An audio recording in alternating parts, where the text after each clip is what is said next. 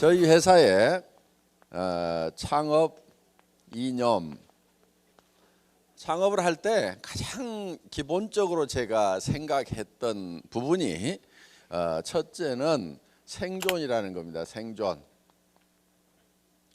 기업은 절대로 망하면은 안 됩니다. 반드시 살아 있어야 되는 거예요. 왜냐하면은 제가 한번 망해봤더니 이 망하는 것 자체가 범죄 이상의 어떤 피해가 발생을 하는 거예요. 그리고 경영자도 실패를 하게 되면은 사실은 범죄자 취급을 받습니다. 그래서 절대로 망하면은 안 되겠다. 그런데 망하지 않으려고 하면은 망하는 이유를 알고 있어야 되고, 그리고 거기에 대한 대비책을 가지고 있어야 된다 하는 거예요. 기업이 망하는 이유는 간단합니다. 비용 때문에 망합니다. 비용이 발생 안 하면은 그냥 문 열어놓고 그냥 계속 가도 돼요.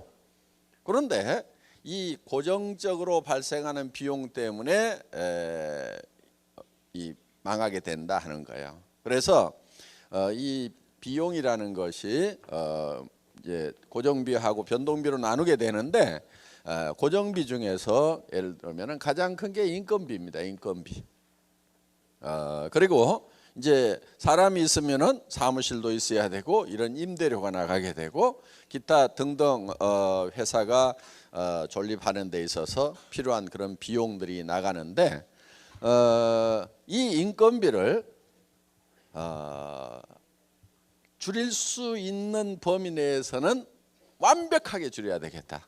그러면은 완벽하게 줄이는 것은 어디까지 줄이는 거냐면은 제로화 시키는 거예요. 제로화. 그렇죠? 제로가 돼 버렸어. 그러면은 더 이상 줄일 수가 없어요. 그게 이제 절대치가 되겠죠. 그래서 비용이 발생하는 가장 큰 요인인 사람을 줄이는데, 제로 상태까지, 그러니까 무인 상태까지 줄이겠다 하는 거예요. 그래서 저희 회사에 지향하는 그 경영 방침 중에 하나가 무인 회사를 만들겠다 하는 것이 목표입니다. 그렇게 하려고 하면은 이제 전산화를 해야 된다 하는 거예요. 전산화를 통해서 컴퓨터가 대신 일을 할 수 있도록 함으로 말미암아서 인원을 극소화해야 되겠다 하는 거예요.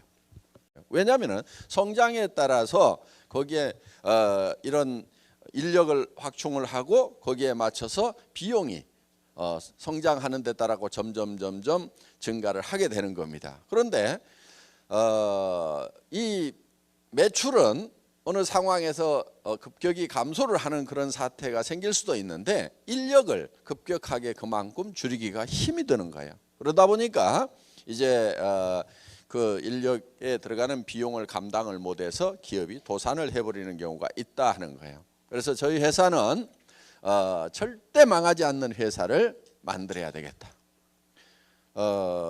저는 뭐 월급쟁이 시절에도 뭐 공장도 짓고 뭐도 하고 다 잘 했어요. 성공적으로 잘 했는데, 제가 이제 제가 기업을 창업을 해서 인터넷 백화점을 차려 가지고 이 일을 하다가 망했어요. 망한 요인은 지금은 이제 인터넷 쇼핑하고 하는 것들이 아주 일반화되어 있지만은 13년 전, 14년 전만 하더라도 그렇게 일반화되지가 않았었습니다. 그래서 시대를 너무 앞서가다 보니까 시대가 나를 못 따라오는 거예요.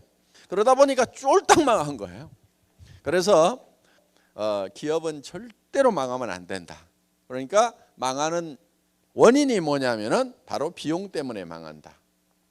저희 같은 회사는 특히 인건비를 줄여야 되겠다. 인건비를 줄이면은 사무실 임대료도 줄일 수 있고 모든 비용들을 다 줄일 수가 있어서 결국은 무인 회사를 만들어야 되겠다. 무인 회사를 만드는 방법은 전산화를 통해서 사람이 없어도 컴퓨터를 중심으로 돌아가는 회사를 만들어야 되겠다 하는 것이 이제 저희가 생존에 대한 기본적인 생각입니다. 자, 두 번째는 속도라는 겁니다. 속도. 자, 이제 생존하니까 존재는 하죠. 그러면은 그 다음에는 성장을 해야 되는데 활성화시키고 하는 개념은 속도의 개념이에요. 그래서 덩치를 키우기보다는 속도를 빨리 하는 것이 굉장히 중요합니다. 자, 이런 개념이에요. 이런 파이프가 있어요. 여기에서도 물이 나오고 여기에서도 물이 나옵니다. A와 B가 있어요. 어느 파이프에서 물이 많이 나올까요? 그런데 다 B라고 생각을 하지만은 여기에다가 속도의 개념을 집어넣어 가지고 여기에서는 사정없이 빠른 속도로 나오는데 여기서는 줄줄줄줄 쏟아져. 그럼 어디가 더 물이 많이 나올까요? A가 더 많이 나올 수 있다 이거예요. 이 파이프의 사이즈는 B용이라고 볼 수가 있고 이 비용은 적게 들이고 속도를 늘림으로 말미암아서 효율을 증대시킨다는 이런 개념입니다. 그래서 이런 인프라를 늘리는 것이 아니고 속도를 증가시킴으로 말미암아서 효율을 높이겠다 하는 그런 이제 효율적인 측면이 있고요. 그다음에 또 한 가지는 우리가 조직을 성장시키는 방법에 있어서 곱셈의 법칙. 그러니까 보통은 덧셈으로 이렇게 나갑니다. 그리고 우리 머리 구조가요. 더하기 빼기는 아주 능숙하게 정확하게 하는데 곱하기의 개념이 감이 잘 안 잡혀요. 우리의 감각하고 실질적인 곱하기의 결과하고는 차이가 굉장히 많습니다. 예를 들면은 월급을 주는데 오늘 1원, 2일 날은 2원, 3일 날은 4원, 4일 날은 8원 이렇게 해가지고 31일까지만 주면은 월급이 얼만큼 될 것인가 하는 거예요. 계산을 해보면은 20억이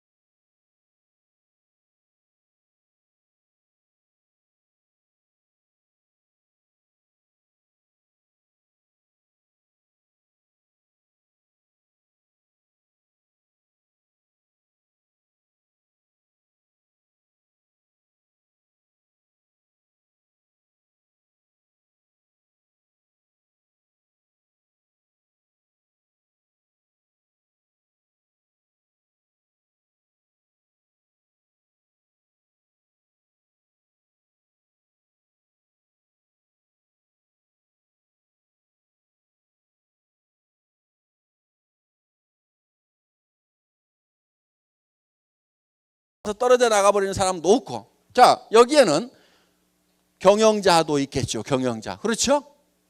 저도 좀 나눠 먹어야 돼요? 안 먹어야 돼요? 안 준다고요? 나 안 해. 그럼 나도. 근데 너무 많이는 안 주더라도 재미가 있을 만큼은 줘야 돼. 그렇죠? 많이 버는 것이 맞다고 그래가지고 한없이 소유를 해야 되느냐? 그건 아니에요. 그거를 다시 2차 분배를 해줘야 되는 거예요. 예를 들면은 장애인 참석해요? 못해요? 못해요. 그 다음에 20세 이하 어린이들 사업 못하게 돼 있어요. 그런데 소년 소녀 가장이야. 그 다음에 연세가 너무 많으셔가지고 여기까지 오시지도 못하는 노인네들도 있어. 그러면 이 시스템에 참여 못하는 사람들에게는 별도의 분배 시스템을 가지고 있어야 된다 이거예요. 그래서 그거는 우리 법인도